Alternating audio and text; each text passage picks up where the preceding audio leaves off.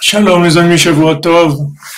Et voilà l'équipe du jour, Baruch Hashem, Ashrenu Matov Chelkenu. On continue vers Purim, on est sur la route de Purim. On commencera Bezrat Hashem la Torah 58 après Purim. Maintenant on va étudier un petit peu pour se préparer à Purim. Bezrat Hashem. On a besoin de Purim, il y a des années on a besoin de Purim plus que d'autres. Il y a des fois on se rend compte combien on a besoin de Purim.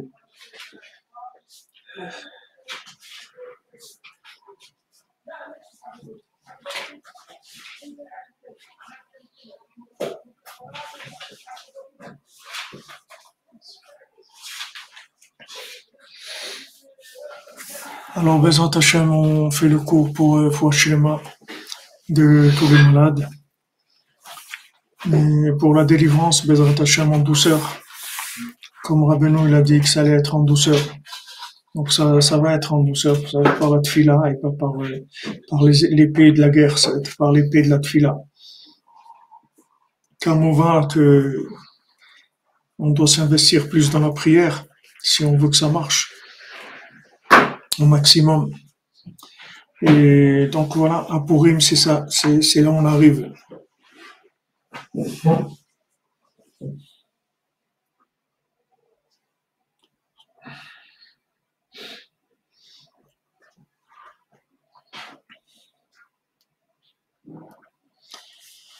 Donc voilà, on va faire un petit peu sur Purim parce que bon, il y a énormément de choses qui ont été écrites par Rabbeinu Rabbi Nathan sur Purim. Et Sod Yom HaPurim HaKadosh Adain Lo Nigla. Le secret du jour de Purim, du jour saint de Purim, il n'a pas encore été révélé. Oro Od Nistar Veneela Mein Kol Chai. La lumière de Purim, elle est cachée de tout le monde. La personne qui sait ce que c'est Purim.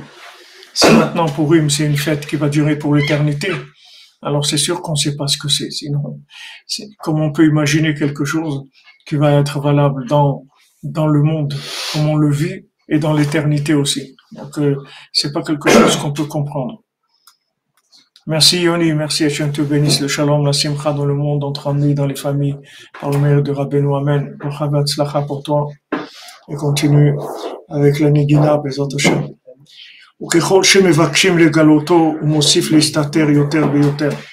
Plus on cherche à connaître Purim, savoir qu'est-ce que c'est quelque chose qui se cache, on voit qu'on comprend rien du tout. C'est comme la paradouma. C'est-à-dire la vache rousse, est-ce qu'elle rend pure, elle rend impure. Si tu es pur, ça te rend impur. Si tu es impur, ça te rend pur. Donc on ne sait pas ce que c'est. Merci David. Fouach Shlema pour Ethel Esther Bat Malka, Merav Bat Rachel, todo el pueblo. Amen.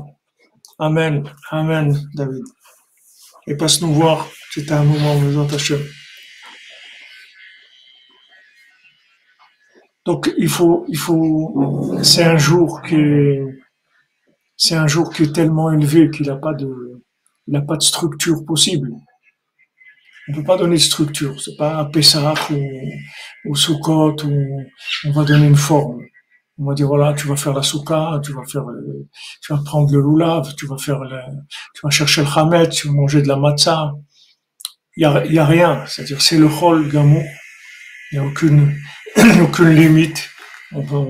On fait tous les travaux qu'on veut. Il n'y a aucune attitude spéciale. Il n'y a pas d'attitude, il n'y a rien. Quoi? Du boire? Eh bien, boire, c'est pas, astir, vous dites, ouais. Boire, c'est pas quelque chose qui est, c'est pas une limite halachique comme Yom Tov, Shabbat. On vous présente Sukkot. Vous pouvez pas faire Sukkot si vous faites pas la Souka. La Souka, c'est quelque chose qui est, mais boire, écouter la Megillah, tout ça, c'est des choses qui vont avec le chol. C'est pas quelque chose qui a des limites. Donc ça a aucune forme. Ça a aucune forme. Parce que c'est la 50e porte, il n'y a pas de forme. C'est la lumière de la 50e porte, elle n'a pas de forme. Elle est simplifiée au maximum. C'est de la simplification poussée à l'extrême. C'est ça pour Purim. N'importe quoi d'autre, c'est plus compliqué. Prenez n'importe quoi, même Rosh Chodesh ou n'importe quel jour où il y a un peu de Gdusha, de sainteté comme ça va être plus compliqué que Purim. Purim, c'est le pachout de pachout de pachout, le plus simple, le plus simple, le plus simple possible. Parce que dès qu'on donne une forme, ça commence la complication. Commence à compliquer. Comme on a dit, voilà, pour Ouman, voilà. Ça s'est ouvert, ça s'est, tout le monde venait, truc, qu'est-ce qu'on a fini avec de la darbouka et des afrachot challah et des trucs, la gdoucha, c'est de la simplicité. Maintenant, quand on commence à faire du développement structurel, alors ça commence la complication. Et Purim, on ne peut pas recevoir la Torah de Purim avec de la complication. Il faut que ça soit simple, le plus simple possible. De l'amitié, de la joie, simple. Ouais, on boit pour ça, oui. Exactement. Merci Dan Toledano, Neder pour le Simcha, tout l'homme Israël, l'action du jour. Merci à vous. Amen, amen. On espère te voir, Dan, Benot Hashem.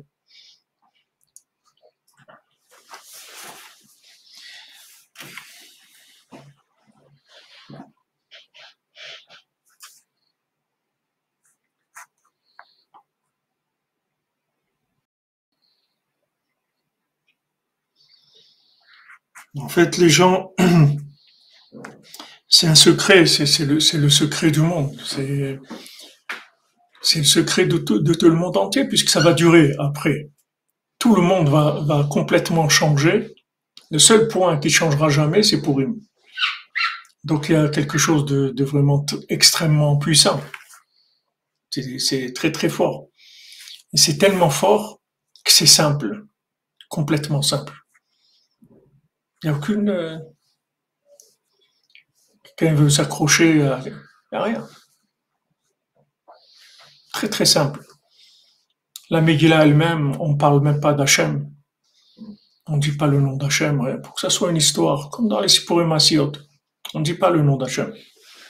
C'est-à-dire, on ne donne aucune forme, du tout, du tout. וזהו יום שכולו הפלא, שרק כשהדעת מסתלקת וההשגה האנושית נגמרת. C'est un jour extraordinaire que quand la conscience humaine disparaît et la compréhension humaine se termine, arrive à sa limite, מתחילים להבין שהוא בעצם עליון מכל רעיון ונשגב מבינת אנוש. On commence à comprendre que c'est quelque chose de céleste et qui est au-dessus de toute compréhension humaine. ותכלית ידיעתו שלא ממנו יודעים כלל. Et maintenant, toute la connaissance de Purim, de savoir ce que c'est Purim, c'est qu'on ne sait pas du tout, en fait, ce que c'est Purim. Et on ne peut pas savoir ce que c'est Purim. On ne peut pas savoir, parce que c'est pas si on savait, on l'aurait récupéré dans ce monde. Il aurait été recyclé dans la marmite de ce monde. Mais le fait que maintenant, c'est de la 50e porte, il n'y a personne qui peut attraper ça. Alors tu te rends compte que de la limite, c'est-à-dire que tu comprends pas. Et quand tu vois que tu comprends pas, tu vas vers la simplicité. רק מי שעולם נתעלה לרום המעלה שנמעלה ממנו והשיג את תכלית ההשגה, שהוא אינו יודע הכלל, רק מי שזיכך עצמו תכלית הזיכוך, השיג את צל קדושתו עליונה של יום הפורים הקדוש, ואולם גם מתחיל לרמז ויסיים. Alors, maintenant, c'est que Rabbeinu il s'est élevé à un niveau où il n'y a personne qui s'est élevé, il a compris des choses que personne n'a compris, c'est-à-dire il est arrivé à comprendre qu'il comprenait pas. C'est-à-dire à comprendre qu'il comprenait pas. C'est-à-dire le Moar Noun, le Moar de Rabbeinu, le Moar de la 50e porte, c'est d'arriver vraiment à comprendre que tu comprends pas. Mais à le comprendre, nous on accepte au maximum, on peut accepter qu'on ne comprend pas, même avec des nuances, qu'on ne comprend pas tout, mais on comprend un petit peu quand même. Mais quand on arrive à comprendre qu'on comprend rien du tout, si quelqu'un il arrive à cette compréhension-là, c'est après qu'il soit passé par tous les niveaux de pureté, de soumission à Hachem et de tout ce qu'il faut pour arriver à ça. Donc il s'est purifié dans le Tachlit HaZichur, dans la plus grande pureté, jusqu'à ce que maintenant il se rappelle plus de rien. Là, le mendiant, il me dit, moi je me rappelle de tout, je me rappelle de rien. Il me dit, comment ça veut dire que tu te rappelles de tout, tu te rappelles de rien? Si tu te rappelles de tout, alors tu te rappelles de tout. Tu te rappelles de tout, tu te rappelles de rien. Ça veut dire que il a, il a des notions, il a de la connaissance, il a énormément de connaissances. Il a toute la connaissance du monde même. Comme tout le monde témoignait quand il parlait avec Rabbeinu, il voyait que Rabbeinu, il avait toute la Torah entière devant lui, en permanence, tous les Sfarim, tout était devant son esprit tout le temps. Tout le temps. Les gens discuter de n'importe quel endroit dans la Torah et tout. Rabbeinu, il voyait toute la Torah tout le temps devant lui. Seulement, malgré qu'il avait toutes ces connaissances-là, il savait qu'il savait rien du tout. C'est ça le jour de Purim. On te dit c'est Haman ou c'est Mordechai. Tu sais pas. Voilà, aujourd'hui vous avez Poutine. C'est Haman ou c'est Mordechai. C'est difficile de dire qui c'est. Dire que c'est Haman, il y a des choses qui montrent que il arrange des choses, il fait du bien. Dire que c'est Mordechai, c'est difficile parce que Mordechai c'est pas la guerre et on peut pas savoir si c'est ça ou si c'est ça. C'est une notion qui est au-dessus de ces deux personnages-là. Dans la racine où les deux sont fusionnés, ils ont plus une apparence comme ça opposée. Il n'y a plus d'opposition. Mais nous, on peut pas comprendre ça. Nous, on peut pas comprendre des opposés en un. Nous, on comprend des opposés toujours séparés. On peut pas comprendre que deux opposés sont un. C'est impossible. Pour arriver à comprendre que deux opposés sont un, il faut en fait se fusionner dans une troisième dimension, comme avoir un enfant. Un homme et une femme, ils peuvent se comprendre vraiment que s'ils ont un enfant, parce que eux-mêmes ils sont opposés, chacun il a une vision complètement opposée des choses, mais quand ils arrivent à devenir echad dans un enfant, alors là ils ont réalisé Adam, ils savent qu'ils sont Adam en fait, que ces deux côtés opposés, c'est même qu'ils sont opposés, mais ils sont pas séparés. C'est-à-dire c'est pas deux choses différentes, c'est une seule chose, mais elle a deux aspects, c'est tout. Mais c'est une seule chose. Et pour nous c'est très difficile parce qu'on voit Haman, c'est toute la logique, c'est toute la destruction, l'argent, le pouvoir de ce monde, etc. D'un autre côté, on voit Mordechai, que Mardor, c'est l'homme libre complètement, soumis à Hachem, complètement libre, c'est-à-dire, il fly complètement dans la Emouna dans Hachem, il est complètement inclus dans la Emouna dans Hachem. Maintenant, tu te dis que ces deux personnes-là, en fait, c'est la même personne. C'est juste en descendant dans ce monde qui se sépare en deux aspects, mais c'est la même, dans la racine, c'est la même chose. Nous, on peut pas comprendre logiquement ça. C'est impossible.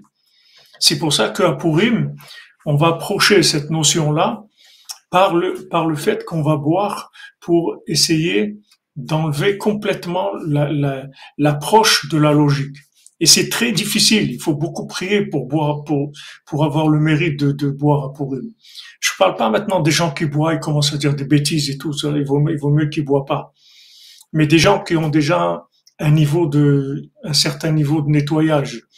Et quand ils boivent, ils arrivent à faire sortir des choses que dans l'année ils peuvent pas faire sortir, comme on a vu toujours ici à Breslev, Rav Shmuel Shapira, ou tous les gens qui qui étaient des gens très discrets, qui parlaient jamais et tout, mais le jour de Purim, ils parlaient parce que Nichnas Yain Yatzasod, il rentrait le vin il rentre et les secrets ils sortent. Mais c'est sûr que si quelqu'un maintenant, quand il va boire, il va devenir violent, ou il va commencer à dire des mots qui sont pas propres, ou des attitudes qui sont, c'est sûr qu'il doit pas boire. Il doit pas boire parce que c'est pas son, il est pas capable, c'est tout, c'est pas, il a pas la machine, elle est pas assez. Il faut un minimum de nettoyage. Il n'y a pas besoin de nettoyage d'une pureté extrême, mais il y a un minimum. Il y a un minimum que du moment où la personne, elle se lâche pas dans Raman, elle se lâche dans une autre dimension. Et ça, c'est important parce que il y a des gens qui boivent, mais après ça déraille, c'est-à-dire ils partent dans des choses qui sont, c'est pas le but du tout. Ce que vous dites sur le fait qu'on ne peut pas comprendre. Vous avez parlé de l'Ukraine en fait. J'ai toujours eu cette pensée en tête, même avant que j'y arrive. C'était l'Ukraine, c'est une terre qui est gorgée du sang juif. Mamache, c'est des barbares cruels. L'histoire, c'est affreux quoi. Et pourtant, en même temps, il y a toute cette kedusha qui est en Ukraine avec Rabbi Shem Tov, Rabbi Nachman et toutes les chassidoutes qui sont nées là-bas. C'est-à-dire dans le même endroit, il y a ces deux choses qui sont réunies. Et c'est toujours comme ça. Ouais. C'est comme un homme et une femme, c'est la même chose. Ouais, même chose. C'est deux opposés. C'est deux opposés. Même à Israël, c'est comme ça. C'est des opposés. Il y a toujours les opposés qui sont là. Mais le jour de Purim, c'est d'arriver à un niveau de joie qui permet de vivre cette chose-là, sans la tête, sans la logique. Mais vous pouvez vivre ça avec le Sipurim Asiot de Megillat Esther et la boisson de Purim et toutes les mitzvot de Purim, vous pourrez arriver à vivre ces deux notions-là unifiées, mais pas dans la logique, dans la 50e porte. Et Béhémet, depuis que Rabbeinu il est venu dans le monde, toute l'année c'est Purim. C'est-à-dire que cette chose-là, cette notion-là, elle est toute l'année. Elle n'est pas que à Purim. Parce que du moment où on a amené la lumière de la 50e porte dans le monde, c'est terminé. On ne peut plus s'approcher de la même manière. On ne peut plus vivre les choses de la même manière. Et tous ceux qui voudront essayer de comprendre, ils vont rien comprendre du tout. L'hérésie va noyer le monde. Les gens ils vont complètement être noyés dans l'hérésie. Pourquoi? Parce qu'ils comprennent rien. Et les gens, s'ils comprennent rien, ils adhèrent pas. Ils veulent adhérer par compréhension. Maintenant, ceux qui auront eu le mérite de mettre de côté leur logique, ils vont pouvoir intégrer le jour de Purim. Et le Purim, Rabbeinu dit, je l'ai dit tout à l'heure, je parlais de la paradouma, mais Rabbeinu dit que Purim, c'est le chemin vers la vache rousse et vers la Géoula, vers Pessah. C'est-à-dire, c'est le chemin. C'est-à-dire, Purim, c'est ce qui amène à la vache rousse. Parce que ce sont les mêmes notions qui sont incompréhensibles.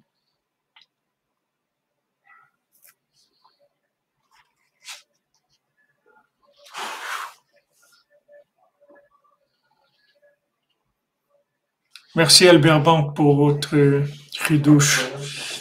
Déluge de noir, déluge de folie. J'effacerai l'homme que j'ai créé de dessus la face de la terre. Il commence par effacer l'intellect des tzadikim, Moach. Ensuite, il le fait avec tous ceux qui sont dans l'âme du tzadik, qui sont dans l'âme. Amen, amen.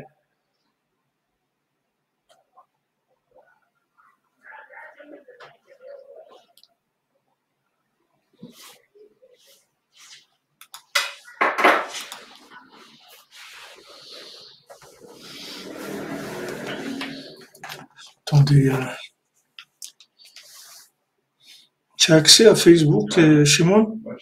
Hein? Il y en a un là qui est nerveux. Tu as accès à Facebook chez moi? Hein? Attends. Non, ça avec le téléphone, c'est facile.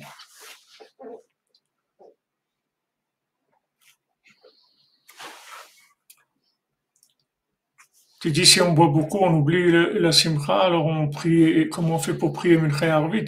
Mincha, on fait avant de commencer à boire. On fait mincha le plus tôt possible. Et Arvit, on fait quand on a récupéré après le Hashem. Merci les vérifiés, Hashem vous bénisse. Le réseau énergétique du mal part d'Ukraine. Tout à fait, je suis d'accord avec toi, David Atia, tout à fait. Exactement. C'est une belle phrase que tu as dit. Réseau énergétique du mal. Ouais. C'est le centre du mal.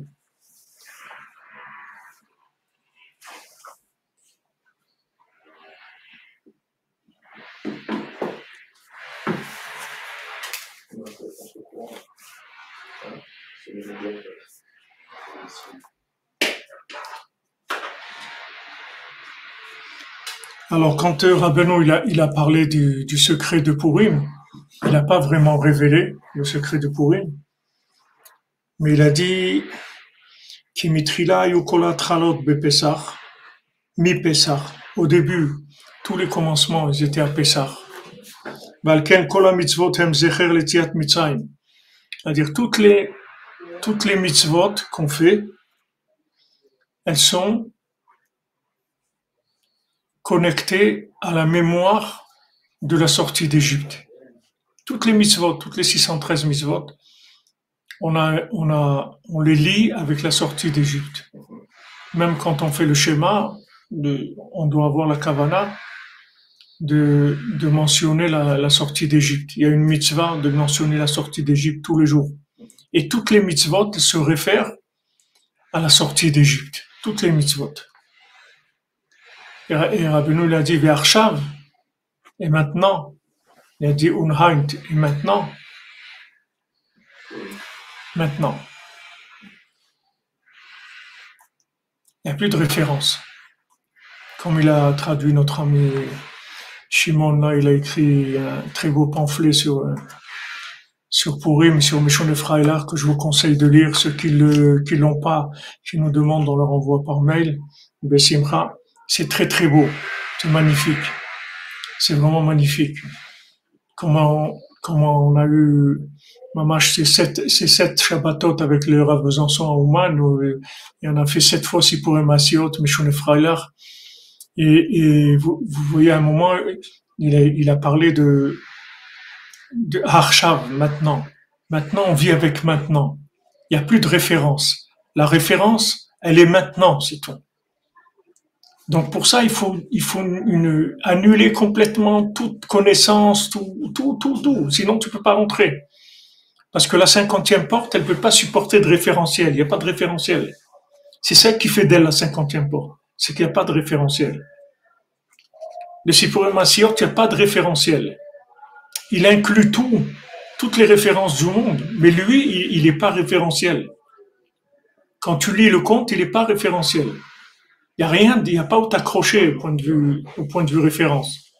Mais quand tu rentres dedans, tout s'ouvre. Il y a tout dedans. Il y a toutes les références du monde, toute la vie de tout le monde, de tous les individus, de tout ce qu'il y a dans le monde.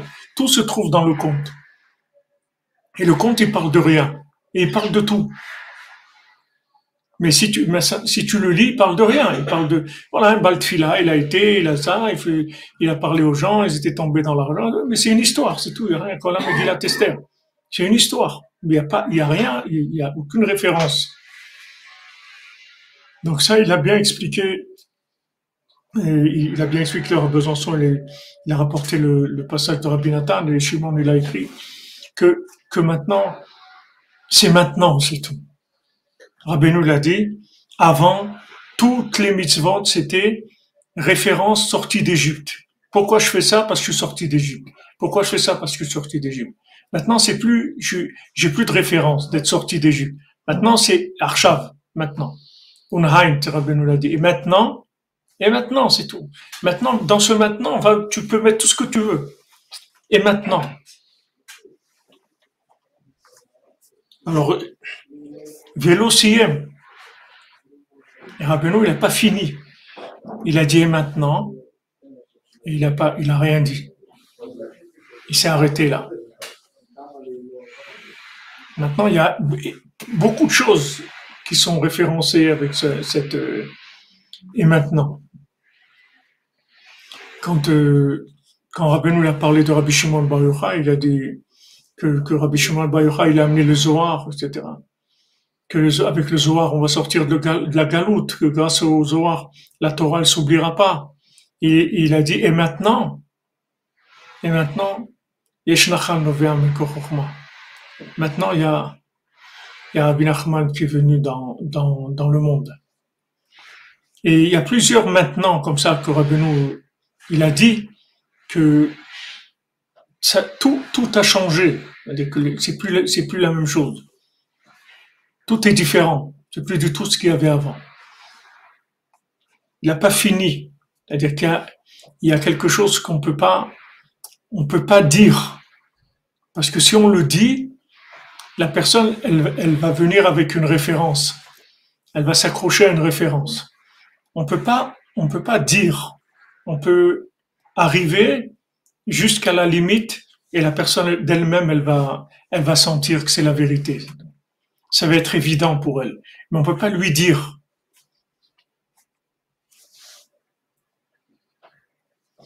Alors maintenant, tout ce que Rabbeinu, il n'a pas fini, et il n'a pas révélé, Ishlim Vesiem Atalmid Moranat, Rabbi Nathan, lui, il a dit, Umitov Dvarav Evanti.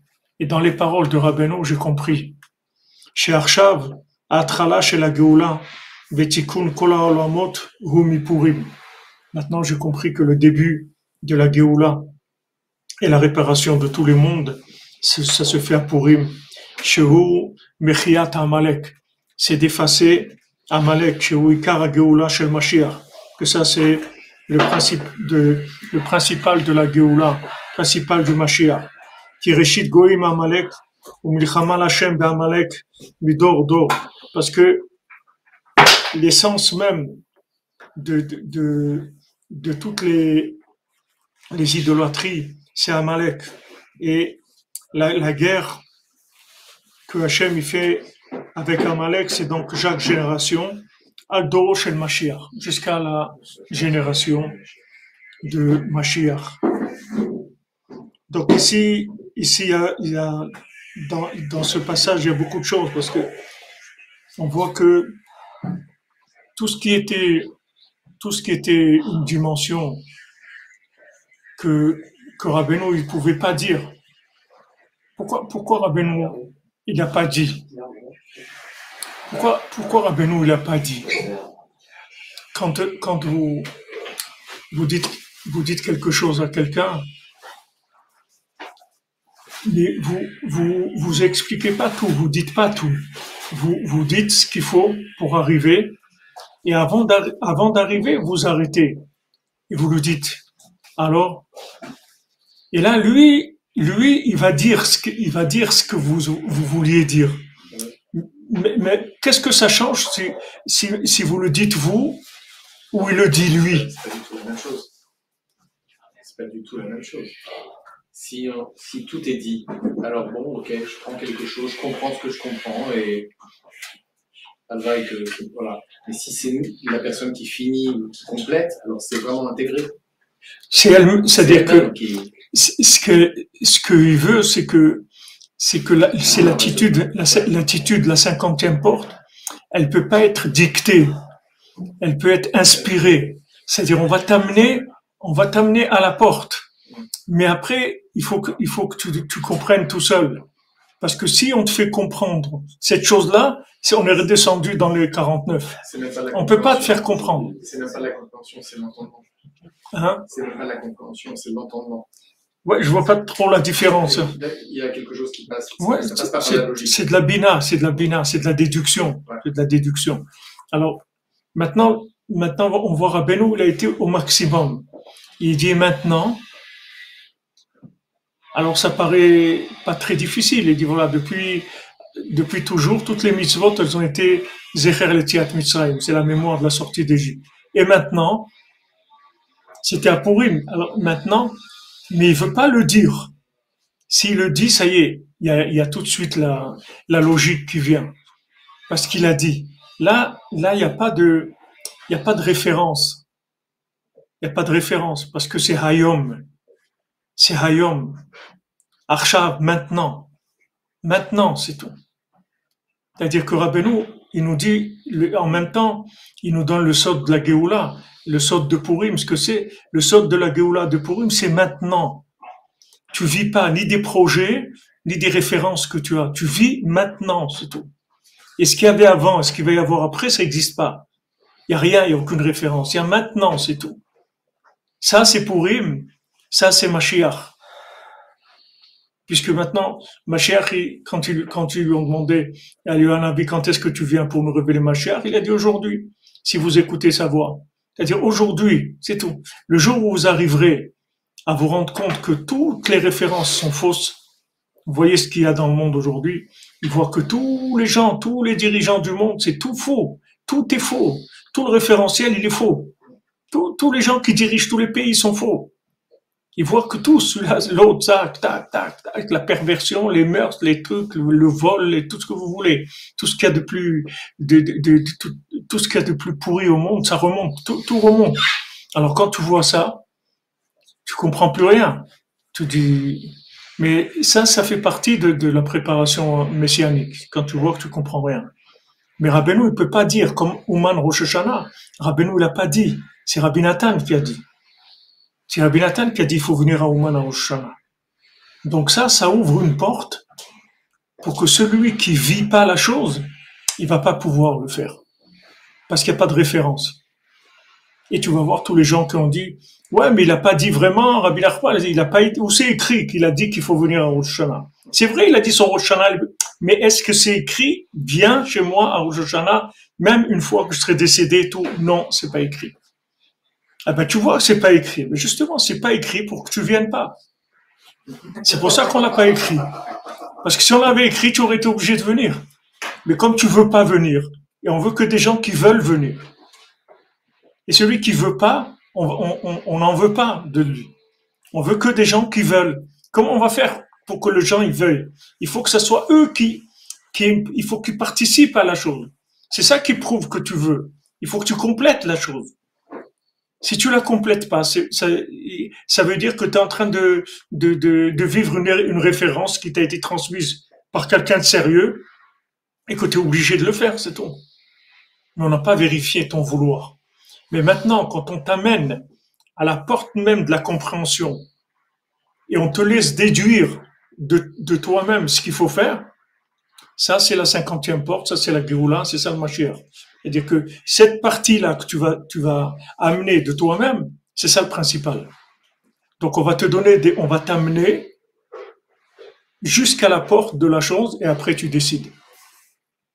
Et il y a des gens, et celui qui voudra pas, il va avoir des preuves noires sur blanc qu'il faut pas.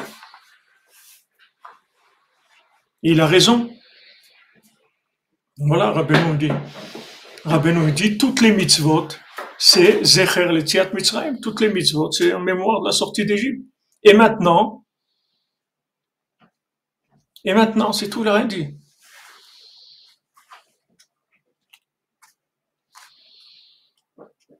Allez, et maintenant quoi? Je ne dis pas quoi. Mais alors dis-moi, si tu n'as pas compris, c'est bon. C'est ça qui est extraordinaire. En même temps, c'est très dangereux, mais c'est très dangereux pour qui? Pour les gens qui sont malhonnêtes, pour les gens qui sont pas sincères, pour les gens qui veulent pas vraiment. Pour eux, c'est dangereux. Il y a un rapport direct avec la sortie d'Égypte. Moshe Rabbeinu, il fait tout ce qu'il fait. Hachem, il est là, il le montre. Il y en a 80% qui restent. Il ne les oblige pas à sortir. Il n'oblige pas, mais il montre le chemin. Il y a une révélation de référence, parce que toute la sortie d'Égypte, c'est parce que ils allaient arriver à la 49e porte de l'impureté. C'est-à-dire, ils allaient arriver, la 41e porte de l'impureté, c'est la Vodazara totale, c'est-à-dire l'idolâtrie totale. C'est pour ça qu'ils sont arrivés devant la mer Rouge.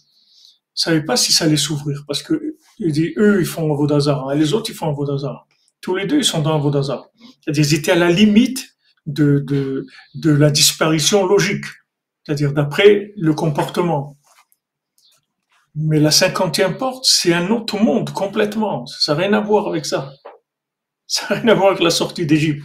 La sortie d'Égypte, c'est une évolution dans la logique d'arriver à révéler que dans cette logique-là, en fait, il y a Hachem qui se cache et qu'il y a une présence divine, même dans la logique. Mais dans la 50e porte, il n'y a pas de vêtement de logique du tout. Vous ne pouvez pas vous accrocher. Il n'y a pas où s'accrocher. C'est comme si quelqu'un il est sur un feu et il saute tout le temps. C'est tout. Il est obligé de sauter tout le temps. Tout le temps, tout le temps. S'il s'arrête, ça brûle. Il peut pas. Il sautille tout le temps, tout le temps. Et maintenant, et maintenant, et maintenant, c'est maintenant. C'est tout. Que maintenant, c'est tout. Il n'y a rien. On ne peut pas se référencier à quoi que ce soit. Tout ce que vous voyez dans le monde, vous ne pourrez rien comprendre du tout. Ni vous-même, ni les autres. Vous ne comprenez rien du tout. Et ça révèle de la miséricorde d'Hachem, des choses extraordinaires. C'est des choses extraordinaires. Vous voyez comment Rabbi Nathan, il dit, on a vu dans la paracha de Vaïkra, il dit le petit Aleph qu'il y a dans Vaïkra. Il te dit, voilà, si maintenant tu as fait 1000 actions, que dans ces 1000 actions-là, il y a 999 qui sont négatives. Il y a une action, il y a une chose que tu as fait qui est bien. Maintenant, on prend cette chose bien, on regarde. Dans cette chose bien, 999, c'est négatif. Il reste un millième de ce qui était un millième qui est positif.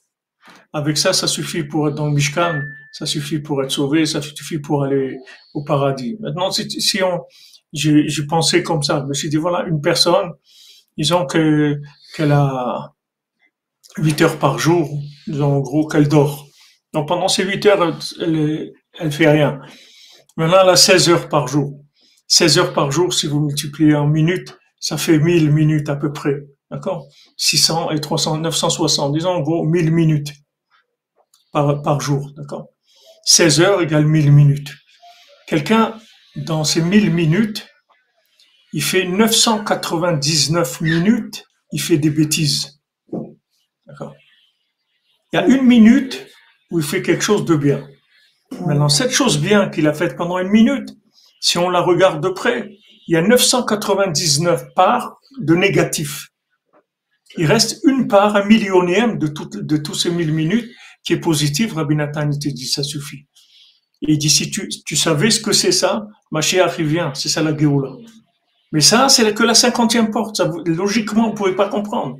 Comment c'est possible, quelqu'un, sur 1000 minutes, il fait 999 minutes de bêtises.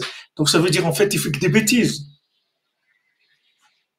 Un millième, ça se voit même pas. Si vous prenez un tonneau où il y a, je sais pas, il y a 1000 litres, dans 1000 litres, vous mettez 1 litre de quelque chose, vous n'allez pas le sentir, le goût, ni rien du tout. Ça disparaît complètement. Et il te dit, voilà, maintenant tu prends ce millième-là, dedans, tu prends le millième de ce millième. Et ça suffit pour avoir un tikkun. Ça suffit. Donc, on voit que c'est... Droit. Hein? Rav Besançon, il a dit le vent hongrois, on met un peu du celui de l'année précédente dans le... Ah, dans le nouveau. Dans le nouveau. Ah. Un tout petit peu. Mais c'est toujours nouveau.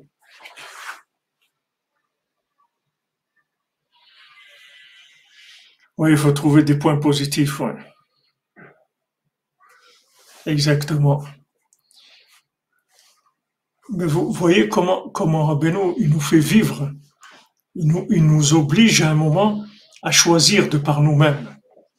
Il va te donner une partie de la vérité, mais pas toute la vérité. Tu seras obligé de compléter. Et en fait, tu ne pourras le compléter que si tu es vrai, c'est tout. Et si tu es pas vrai, tu vas pas le voir. Parce qu'il a rien dit. Celui qui veut partir, il part. Il a rien dit. Il a pas dit, il a dit, et maintenant, et voilà. Point de suspension, c'est tout. À toi de terminer. Vas-y, t'as qu'à conclure. Mais Rabbi Nathan, il vient, et lui, c'est un élève. Il explique. Mais c'est un élève. C'est pas le rabbi. C'est pas le Rebbe qui a dit, c'est un élève. Pourquoi Rabbi Nathan il voulait tellement qu'on le laisse élève et qu'on n'en fasse pas un rave? Parce qu'il voulait pas être la référence. Il voulait que la référence, ça soit Rabbeinu. Parce que quand Rabbeinu te dit quelque chose et il n'a pas terminé, il n'a pas terminé. C'est-à-dire que si tu dis voilà maintenant, Rabbi Nathan c'est le nouveau rabbi de Breslev, alors lui il a terminé Rabbi Nathan. Il va te dire ce que Rabbeinu voulait dire.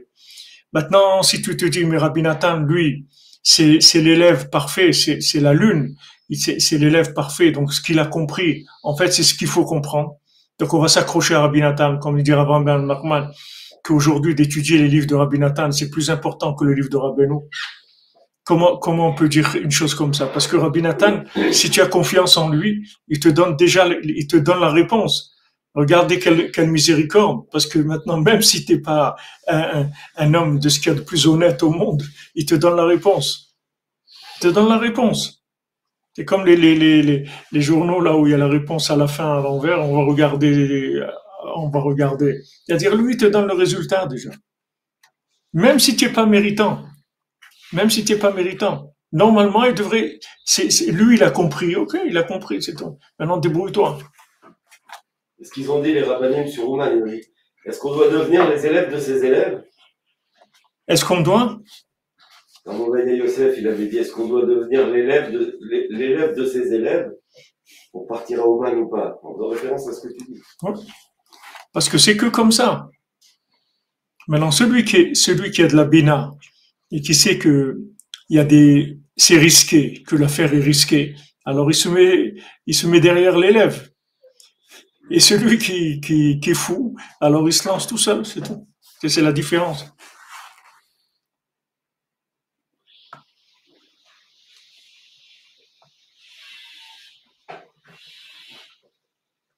Ah, tu t'en repéré, Benjamin, là, dans le chat. Tu t'es fait repérer.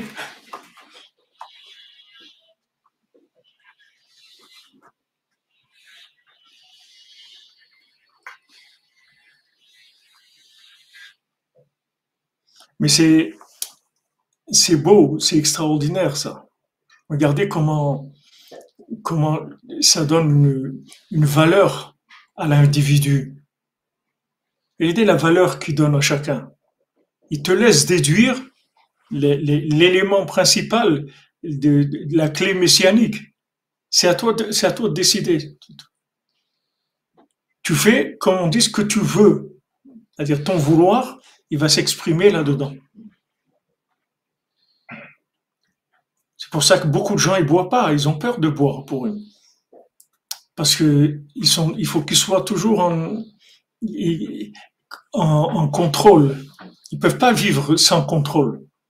C'est impossible, tu peux leur dire vis sans contrôle, il peut pas. Mais celui qui est soumis, Béhémet, il vit toujours sans contrôle. C'est pas rien quand il boit. Toujours il vit sans contrôle. Il suit le chemin d'Hachem, c'est tout. Le Hachem, il lui dit d'aller, il va. Il a pas besoin de contrôler. Donc quand il vient pour il boit, il arrive au bitoul, pas de problème. Mais celui qui a l'habitude de vivre avec de la logique, quand il arrive, il faut boire. Mais jusqu'où boire? Adeloyada. Difficile, très difficile. Il faut savoir que c'est une mitzvah qu'il faut. Moi, j'ai vu des Breslevers. Une fois, il y avait un Breslever chez nous, un Slevin qui était venu, Nachman Horowitz.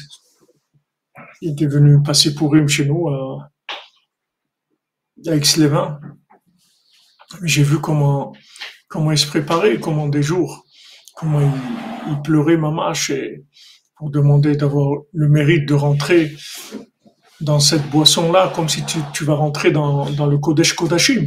C'est-à-dire que tu vas rentrer dans le Saint des Saints. Qu'est-ce qui va se passer là-bas? Le Kohen Gadol, il rentre dans le Saint des Saints, Yom Kippourim. Ça ressemble à peine à Purim. Et il rentre là-bas ce jour-là, il tremble. S'il a la moindre pensée qui va pas, ça y est, c'est terminé. C'est-à-dire, on va rentrer dans cet endroit-là, qui est un endroit extrêmement élevé, où le oui ou le non, c'est une seule chose, où le bien et le mal, c'est une seule chose, en fait. On va arriver dans un endroit où il n'y a plus de différence. Il faut bien se connaître, quand même. Il faut bien se connaître. C'est-à-dire qu'il ce qu'il faut, c'est, comme vous dites, il faut se connaître, c'est-à-dire il faut savoir sur quoi on est branché. Parce que si quelqu'un il est pas branché sur cette recherche-là, c'est sûr que c'est très difficile pour lui. Il va boire, il va commencer à partir complètement. C'est une grande avoda. Il faut le faire, bepshitout, parce que Rabbeinu il a dit, mais il a dit, il faut boire, bepshitout, tu bois, c'est tout. Simplement, tu bois, et tu bois, et tu bois, c'est tout.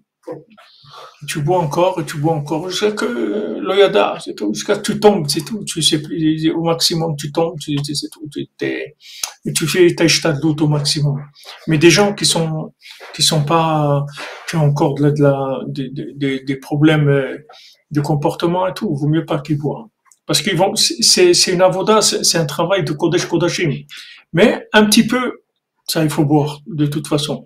Mais s'il voit qu'après, ça risque de partir dans des choses négatives, il faut s'arrêter. Mais là où nous amène Rabbeinu, c'est merveilleux. Regardez l'amour, la confiance, que le principal, vous n'allez pas lui dire. Le plus important, vous n'allez pas lui dire. Parce que si maintenant, tu l'as suivi tout le temps, tu vas comprendre tout seul ça. Et si tu l'as pas suivi, et t'es venu, tu cherchais d'autres choses, t'avais des, comme il a dit, comme il nous a dit Rabbi Nathan dans le Sipur Masiot sur le Baltfila, il a dit tous les chachamim, tous les gens qui se croient intelligents, en fait, ils sont piégés par leur propre connaissance. Ils se font piéger par leur connaissance comme le chacham dans le chacham et le tam. C'est-à-dire, sa connaissance à lui-même, elle le piège. C'est-à-dire, le gars, il va arriver à une conclusion qui est fausse. Parce que tout le chemin, il était faux. Donc maintenant, il arrive à la conclusion qui est fausse. Mais il va pas te donner la conclusion qui est vraie. Et sinon, tu vas, d'abord, ça sert à rien parce que tu vas pas le vivre vraiment. Et c'est pas ça qu'on attend. On veut quelque chose, on veut finir, on veut Mashiach. On veut que les choses, elles soient vraies. Qu'est-ce que tu veux? Qu'est-ce que tu veux? Si tu veux, tu vas comprendre. Tu veux pas, tu vas pas comprendre. Mais Rabbi Nathan, il vient et il te dit, voilà, Ouman Rosh Hashanah. Il y a une lettre de Rav Nachman Tulchiner, je ne sais pas si elle est là, mais on la fera des attentions après. Une lettre de Rav Nachman Tulchiner qui est encore une explication de ce qu'il a expliqué Rabbi Nathan. C'est-à-dire Rav Nachman Tulchiner, qui était l'élève de Rabbi Nathan, il est venu la rajouter encore du développement sur ce qu'il a dit Rabbi Nathan. Il dit Rabbi Nathan, il a dit ça, moi je vous dis ça et ça et ça, dans ce qu'il a dit Rabbi Nathan. C'est-à-dire lui, il explique ce qu'il a dit Rabbi Nathan. Et en fait, toutes les générations, c'est comme ça. Après, toutes les générations de Breslev, c'est comme ça. Il y a toujours des élèves qui donnent des explications que si tu remontes, tu vas remonter à et maintenant. Jusqu'à toi, alors. Hein? On n'est pas pourri encore.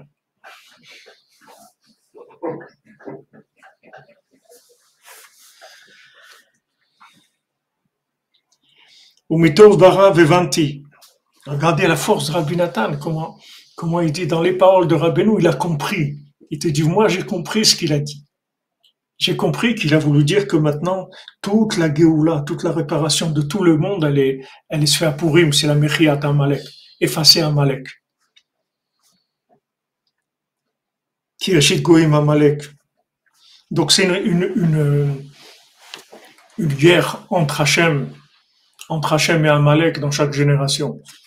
C'est-à-dire que Hachem, il lutte avec Amalek dans chaque génération. C'est-à-dire que le temps, c'est quelque chose qui se fait dans le temps, puisque chaque génération, Hachem, il lutte contre Amalek. C'est-à-dire à chaque fois, il arrive à éliminer Amalek. Un peu plus éliminer Amalek. On a vu dans l'Haftara de Shaoul, tu vois qu'il peut pas, il n'arrive pas. Il n'arrive pas. Parce qu'il a pas de soumission. Il faut une soumission folle. Pas une soumission logique. Il y a des gens qui mettent leur logique au service du système. Mais c'est pas, il lui a dit, Shmuel, il lui dit, tu crois qu'Hachem, il veut ta logique, ton honnêteté, ta sincérité, ton dévouement, c'est pas ça qu'il veut. Il veut que tu l'écoutes, c'est tout. Il t'a dit tu tues tout le monde, tu tues tout le monde, c'est tout.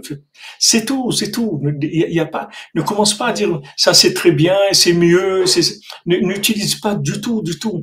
Pourtant, Shaul HaMelech, c'est Shaul HaMelech. C'est un tzaddik il a jamais fauté dans sa vie. C'est un homme d'un niveau extraordinaire.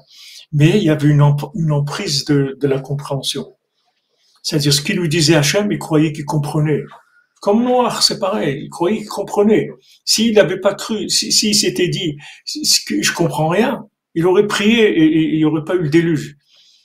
Lui, Shaoul, il croyait qu'il comprenait.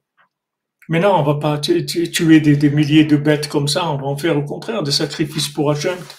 Mais Hachem, il veut pas que tu fasses des sacrifices, des choses que toi t'as compris. Il veut juste que tu l'écoutes, c'est tout. Donc il a perdu tout de suite la royauté. Il a perdu la royauté. Maintenant, dans ce point-là, et maintenant, ça y est, après, il y a des points de suspension. Débrouille-toi. C'est tout. Débrouille-toi. C'est pour ça qu'il y a Breslev, il y a beaucoup de choses qu'on va pas dire. Nous, on essaie de dire des choses même qu'il faut pas dire, mais parce que c'est pas parce que Rahmanout, c'est-à-dire on dit attends, je vais pas lui cacher quand même. Allez, je vais lui dire et tout. Maintenant, les Breslevers d'avant, ils étaient plus avares dans les paroles. Ravram Ben Nachman, Ravram Ben Nachman, c'est la 4e génération après Rabbeinu, il était plus avare. Et quand il y avait des gens qui n'étaient pas des gens branchés, il parlait au niveau de l'engagement de chacun. Il disait pas des choses qui dépassaient l'engagement des gens. Aujourd'hui, on balance tout et on dit on verra bien. Peut-être qu'il y a un truc qui va tomber, et une goutte qui va tomber dans la bouche de quelqu'un ou dans son oreille, alors qu'il est en train de chercher à se boucher l'oreille. Peut-être qu'il a oublié de boucher l'autre, ça va venir de l'autre côté. On est passé dans autre chose. Mais normalement, d'après les critères de recherche, Rabbeinu te dit voilà, et maintenant, débrouille-toi. À toi de comprendre. Et bien, si on est là aujourd'hui, c'est parce que tous on a entendu ça. Tous on a rajouté dans les points. Parce que la preuve, c'est que la plupart des gens, ils comprennent pas pourquoi on s'est engagé là-dedans. La plupart des gens, ils vous comprennent pas. Ils savent pas pourquoi vous êtes dans Breslev. Ils disent, mais qu'est-ce que tu fais là-dedans et tout? On peut pas discuter de ça. Parce que c'est des points de suspension. On peut pas discuter. C'est suspendu. Qu'est-ce que ça va discuter? Il n'y a pas à discuter. Tu vas prouver à quelqu'un qu'est-ce que c'est des points de suspension, que tu as déduit quelque chose. Mais justement, toute la raison pourquoi on t'a laissé déduire, c'est parce que il n'y a pas de logique. Donc vous voyez que le tri il se fait tout seul avec ça. Tout seul, on n'a pas besoin on juge personne. Juste, là, tu finis pas la phrase, c'est tout. Tu laisses la personne finir. Et comme elle va finir la phrase, c'est ce qu'elle est, c'est ce qu'elle veut. Chacun, selon ce qu'il veut, il va déduire. C'est son niveau d'engagement. Ça, c'est la guerre contre Amalek. C'est la guerre contre Amalek. Qui se fait à chaque fois un petit peu, à chaque fois un petit peu, à chaque fois un petit peu. Chaque fois un petit peu. Ça se fait pas d'un coup. Mais en fait, il y a que Yeshua qui se bat contre Amalek. C'est que l'élève qui a vraiment la force de se battre contre Amalek. Pour ça que tous les tzadikim, ils sont là à nous renforcer, à nous donner, parce qu'en fait, c'est nous qui nous battons contre Amalek. C'est ceux qui sont là. Aujourd'hui, c'est eux qui se battent contre Amalek. C'est la concrétisation de tout le projet. De la même manière que Rabbeinu l'a dit, c'est Rabbi Nathan. Il serait rien resté.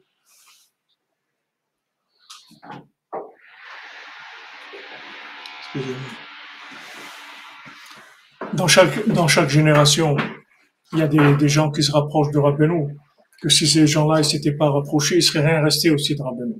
Parce que ce sont des gens qui transmettent, ce sont des relais. Des relais, pour être un relais, il faut avoir un langage qui soit en même temps la compréhension du maître et en même temps la compréhension de l'élève. Il faut avoir les deux côtés. Les gens ne comprennent pas, ils disent ouais, mais on voit qui est-ce qu'on est, nous, etc. Et si tu vois les paroles que les gens ils disent aujourd'hui par rapport à leur ressenti de leur niveau, c'est les mêmes paroles qu'ils disaient les Breslevers avant. par rapport à Avraham ben Nachman ou par rapport à Nachman Tukchiner ou Rabbi Nathan. Aussi, ils avaient l'impression d'être rien du tout. Ils vivaient dans le même contexte que nous aujourd'hui par rapport aux gens qui avaient avant nous. Eux, ils vivaient la même chose, la même différence. Parce que chaque génération, il y a maître et élève. C'est-à-dire, il y a un élève que par rapport aux élèves, il est un maître, mais lui, c'est un élève. Lui, il comprend même pas pourquoi il est dans cette place-là. Parce que lui, il a connu des gens, il sait qu'est-ce que c'est des Breslevers. Mais chaque génération, c'était comme ça. Et Rabbi Nathan, il ose, il te dit, voilà ce qu'il a dit Rabbi. J'ai compris, il dit comme ça, j'ai compris.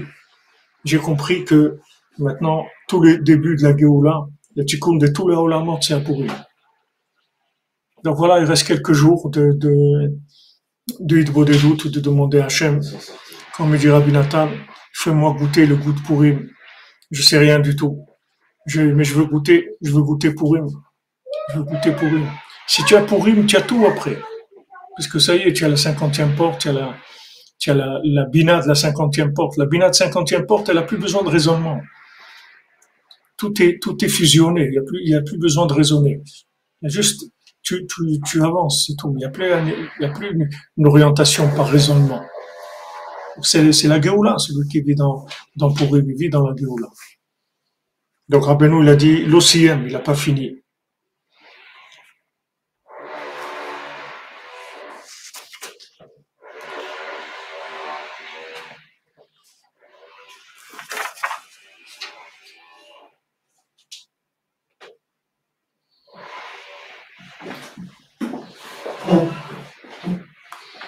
On voit dans toute l'histoire de la Megillah, on voit ce rapport extraordinaire entre Mordechai et Esther, que ensemble ils font tout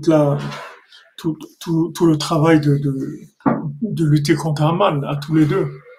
Mais Esther, c'est l'élève. Elle rentre de chez Achashverosh, elle rentre dans son palais, elle vit là-bas. Et lui, Mordechai, il la drive de l'extérieur, il ne peut pas rentrer là-bas. Il la drive, il lui dit quoi faire. Il est obligé de la renforcer, de donner tout le temps du courage, tout, parce qu'elle est là-bas, elle est dedans. Elle vit dans le palais de Achashverosh. Mais toute sa force à elle, c'est d'avoir la émouna dans Mordechai. Et Mordechai aussi, s'il a pas Esther, il peut rien faire du tout. Il peut pas agir dans le palais d'Achashverosh.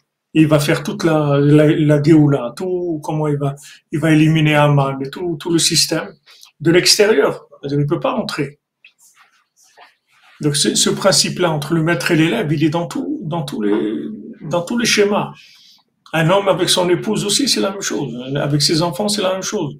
C'est-à-dire, il y a un qui est à l'extérieur, il y a un qui agit à l'intérieur. Il y a celui qui est dehors, qui donne l'énergie, et il y a celui qui est à l'intérieur, qui agit. Mais celui qui agit, il faut qu'il sache qu'il sait rien. Parce que s'il croit qu'il sait quelque chose, il peut pas déduire les points de suspension. Parce qu'il va avoir des réponses qui viennent de sa logique. S'il n'entretient pas tous les jours avec l'Aïd-Bodedou, et Chatzot et les Etzot de Rabbeinu, s'il n'entretient pas, hein? La logique reprend. Ouais, la logique, c'est-à-dire il va trouver une réponse logique qui va venir. Il va dire, j'ai compris que bon, je suis arrivé à ça et tout, j'ai compris, c'est ça que je devais faire. Il y a beaucoup de gens qui te disent ça. Voilà. Tu as vu la situation, j'ai vu ça, j'ai vu que c'est ça. Mais avec ça, vous voyez, on peut pas tricher. On peut pas tricher. Quelqu'un qui s'est construit un système analytique de logique, quand il va arriver au point de suspension, il va se tromper, c'est sûr. Parce que toute cette déduction-là, elle ne peut se faire que si quelqu'un il a une recherche véritable. Alors là, il peut comprendre que ce qu'il a dit à Benoît, ça voulait dire que maintenant, tout commence à pourrir, c'est le début, c'est la Géoula, etc. Et ça, c'est chacun d'entre nous dans ce qu'on doit comprendre dans notre vie. Rav Ben Nachman, il dit, notre libre arbitre, il est là-dedans. C'est-à-dire, il y a quelque chose qui est très personnel, très intime. Il y a personne qui va nous le dire. Et c'est une décision qu'on doit prendre tout seul. Il y a personne qui va nous dire ça. Et Rabbi Nathan, il n'a pas peur de dire, j'ai compris ce que Rabbeinu l'a dit, voilà ce que c'est. Mais comme lui, il était l'élève parfait, donc sa compréhension, elle est valable pour tout le monde. Parce que c'est un élève qui est complètement soumis. C'est pas un élève qui qui a des intérêts. C'est un élève qui a tout laissé pour rentrer chez Rabbeinu. Donc quand il transmet la compréhension qu'il a de Rabbeinu, c'est Rabbeinu Mamash, mais en élève. Ça, c'est l'avantage qu'on a eu. Ça, c'est le chesed qu'on a eu. Baruch Hashem.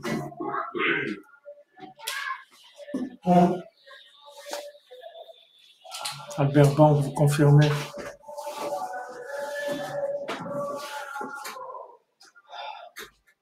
Qu'est-ce qu'on est devenu? Alors, on va reprendre nos deux halachot de Shmirat HaLashon. Ça fait un moment qu'on n'a pas fait. Shmirat HaLashon, l'écouter de filote de la journée. Shmirat HaLashon, voilà notre ami, merci Benjamin. Il est interdit de louer un individu à l'excès, même devant des personnes qui n'éprouvent aucune animosité à son égard, puisqu'on craint que le locuteur ou les auditeurs finissent par y apporter un bémol en faisant état de ses défauts. Il est interdit de faire l'éloge d'une personne en présence d'un groupe étant entendu qu'il risque toujours de se trouver quelqu'un parmi les auditeurs qui ne partage pas l'estime qu'on lui porte et qui s'empresse d'ajouter quelques commentaires. Il est question ici de Havak Lashon Hara. Donc celui qui fait ça, il rentre dans Havak Lashon Hara, c'est-à-dire que bien qu'il n'a pas parlé du mal, il a parlé que du bien, mais comme parmi les gens, il y a des gens qui ne portent pas la personne dans leur cœur, alors ça va entraîner des paroles négatives sur lui. Ça, c'est pour les halachot. Maintenant, on va voir la tefila de Rabbi Nathan. Achem alenu leman shmecha, et pitié de nous pour ton nom. Vodienu ochot chaim, et fais-nous connaître les chemins de vie. Sheniske lehavinu laskid adrachim anitivot vashvilim, qu'on puisse comprendre, déduire les chemins, les sentiers. Il y a ici des drachim, netivot, shvilim. J'ai trois mots pour dire des chemins. Ve'aetzot, et les conseils amitiot véritables. Ech lavo le simchat amid. Comment arriver à être tout le temps joyeux. Ve'ta'ase et asher bechukecha eler v'tmitotecha ishmor. Et fais en sorte que on aille dans les chemins de tes lois et qu'on garde tes mitzvot. Besimcha betov levav merov kol. Avec de la joie et avec bon cœur. De tout ce qui nous a été donné. Jusqu'à que j'ai le mérite d'arriver à la joie du futur, et que je puisse voir la joie de la ronde que tu vas faire au tzadikim dans le futur. Et chacun il va montrer avec son doigt et il va dire ça c'est Hachem. Voilà Rabbi Nathan.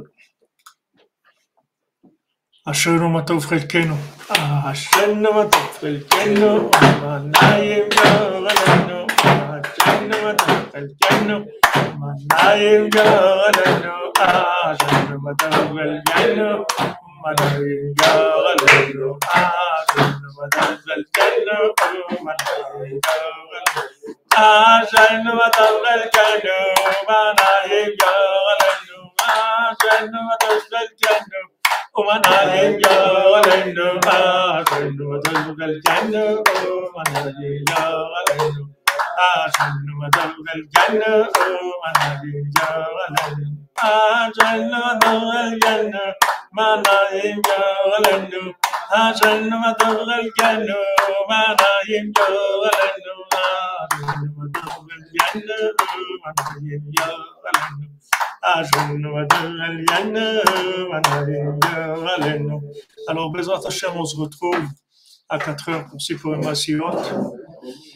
Et on avance, Bezrat Hashem, bonne préparation pour Purim, une bonne délivrance pour le monde entier. Bezrat Hashem, ça se prépare, en tout cas, ça bouge, c'est déjà énorme. Ashrenu, bonne journée, que des bonnes nouvelles pour tout le monde, Bezrat Hashem.